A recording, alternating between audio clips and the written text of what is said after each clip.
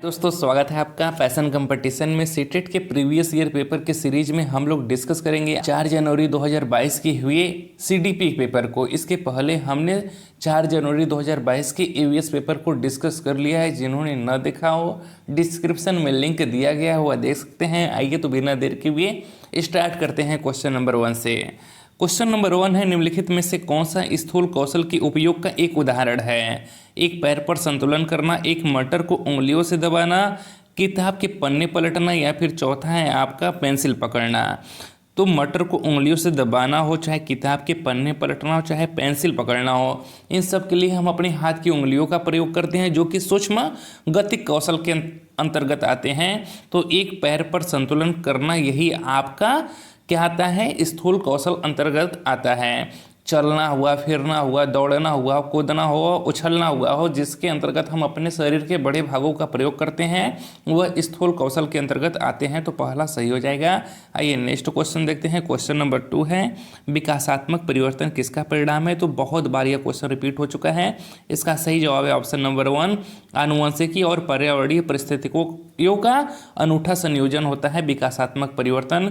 English में कहे तो जो डेवलपमेंट होता है वह हेरिडिटी और इन्वायरमेंट का प्रोडक्ट होता है। आइए नेक्स्ट क्वेश्चन देखते हैं।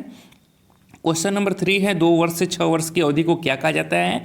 कई बार पूछा गया क्वेश्चन है। तो यह प्रारंभिक बचपन कहते हैं, या इसी को प्रारंभिक बाल्यावस्था कहा जाता है, या इंग्लिश में इसी को अर्ली चाइल्डहुड कहा जाता है। यह बच्चे का क्या होता है? सबसे तीव्र गति से विकास होने वाला काल कहलाता है। इसमें बच्चा भाषा के प्रति संवेदनशील होता है और उसका जो शारीरिक विकास भी होता है वह बहुत तीव्र गति से होता है प्रारंभिक बाल्यावस्था में। क्वेश्चन नंबर 4 है, अभिकथन दिया है और एक रीजन दिया है। अभिकथन है कि शहरों में बच्चों का बहुत सारा खेल उन रियलिटी टीवी शो पर आधारित होता है जो वे देखते हैं। सही बात है, क्योंकि शहर में एक दूसरे से उतना ज़्यादा बोलचाल नहीं रहता है जैसे गाँव में देखने को मिलता है कि आस पड़ोस के बच्चे आपस में मिल के समूह में खेलते हैं। ऐसा माहौल नहीं मिल पाता है शहर में, इसलिए वहाँ के बच्चे ज़्यादातर समय मोबाइल और टीवी पर ही बिताते हैं। ठीक है।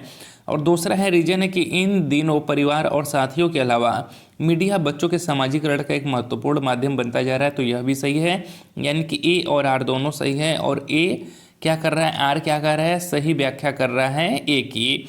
नेक्स्ट क्वेश्चन है क्वेश्चन नंबर 5, पियाजे द्वारा अधिगम को सुगम बनाने के लिए निम्नलिखित में से कौन से कारक महत्वपूर्ण माने जाते हैं?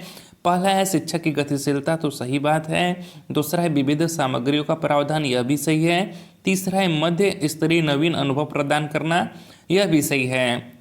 चौथा है सकारात्मक और नकारात्मक पुनर्बलन सुनिश्चित करना, तो यह गलत है। इसकी बात व्यवहारवादी करते हैं, न कि पियाजे करते हैं। तो आपका सही होगा 1, 2, 3, यानी कि ऑप्शन नंबर 2 सही हो जाएगा।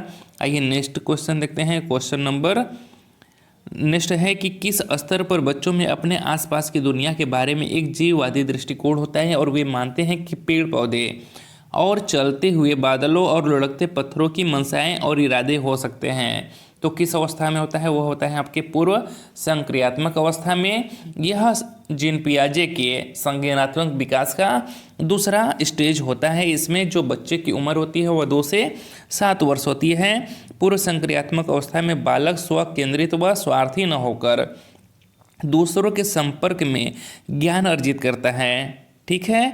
आइए नेक्स्ट क्वेश्चन देखते हैं। क्वेश्चन नंबर 7 है कि किसके सिद्धांत में भाषा बच्चों के संज्ञानात्मक विकास में महत्वपूर्ण भूमिका निभाता है? तो यह भी कई बार देखिए रिपीटेड क्वेश्चन है, कई बार हम लोग डिस्कस कर चुके हैं। इसकी बात किसने की है? लेव वाइगोत्स्की ने की है। लेव वाइगोत्स्की ने कहा कि जो भाषा है वो बच्चों के संज्ञानात्मक विकास में महत्वपूर्ण भूमिका निभाती है। वाइगोत्स्की ने समाज, संस्कृति और भाषा को विशेष महत्व दिया हुआ है। क्वेश्चन नंबर 8 है, यह भी देखिए वाइगोत्स्की से फिर से क्वेश्चन बना है। वाइगोत्स्की के अनुसार बच्चे किस प्रकार से सीखते हैं? तो बच्चे साथियों के साथ बातचीत करके सीखते हैं। वाइगोत्स्की के संज्ञानात्मक विकास के सिद्धांत को सामाजिक सांस्कृतिक सिद्धांत भी कहा जाता है, क्योंकि उन्होंने समाज पर विशेष बल दिया। इनके कथनानुसार बच्चे समूह में ज़्यादा सीखते हैं, बातचीत करके, चर्चा करके ज़्यादा सीख सकते हैं, समाज से अन्योन्य क्रिया करके ज़्यादा अच्छे से सीखते हैं। आइए नेक्स्ट क्वेश्चन देखते हैं। क्वेश्चन नंबर 9 है, एक बाल केंद्रित कक्षा में, तो जब भी बाल केंद्रित कक्षा की बात की जाए उसमें बच्चे क्या होते हैं? ज्ञान के निर्माण में सक्रिय रूप से लगे होते हैं, बच्चा एक्टिव होता है। और जो टीचर होता है वह एक सुविधादाता होता है, फैसिलिटेटर होता है। तो जहाँ पर भी बच्चा सक्रिय दिखे वही सबसे ज़्यादा सही जवाब माना जाता है।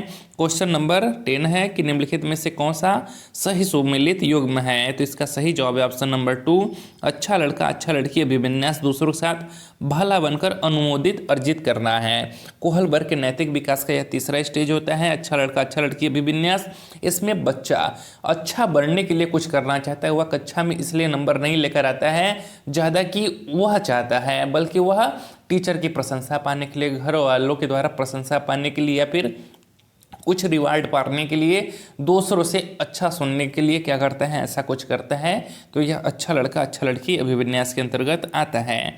आइए नेक्स्ट क्वेश्चन देखते हैं। क्वेश्चन नंबर 11 है, हार्वर्ड गार्डनर के सिद्धांत में रिक्त स्थान बुद्धि वाले व्यक्ति वनस्पतियों और जीवों की विभिन्न प्रजातियों की सुंदरता को पहचान सकते हैं और जान सकते हैं। तो हार्वर्ड गार्डनर ने मल्टीपल इंटेलिजेंस की थ्योरी दिया है, जिसे हिंदी में बहुबुद्धि का सिद्धांत कहा जाता है, और उन्होंने कुल 8 प्रकार की बुद्धि की बात की है।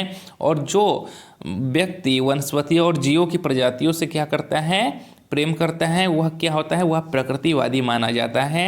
आइए नेक्स्ट क्वेश्चन देखते हैं। क्वेश्चन नंबर 12 है, राष्ट्रीय शिक्षा नीति 2020 का क्या सिफारिश करता है। तो यह बहुभाषावाद की सिफारिश करता है। किसकी? बहुभाषावाद की। राष्ट्रीय शिक्षा नीति 2020 के अनुसार बालकों को प्राथमिक शिक्षा उनकी मातृभाषा में ही देना चाहिए।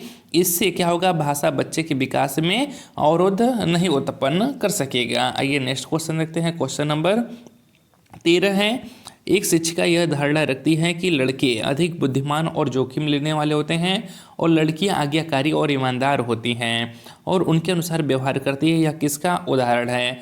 तो यह जेंडर पक्षपात का उदाहरण है, जेंडर बायस जिसे इंग्लिश में कहते हैं।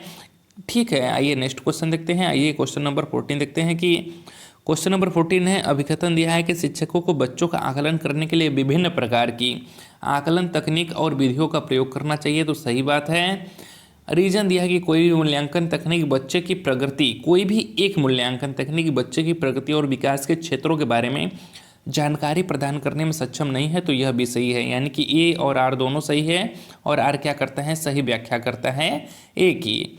आइए नेक्स्ट क्वेश्चन देखते हैं। क्वेश्चन नंबर 15, यह इस वीडियो का लास्ट प्रश्न है दोस्तों। बचे हुए 15 क्वेश्चंस को हम लोग नेक्स्ट वीडियो में करेंगे। अगर वीडियो अच्छा लग रहा हो तो वीडियो को लाइक और चैनल को सब्सक्राइब करिएगा और ज़्यादा से ज़्यादा दोस्तों को शेयर करिएगा। क्वेश्चन नंबर 15 है कि निम्नलिखित में से कौन सी स्थिति सीखने के लिए आकलन को नहीं दर्शाती है।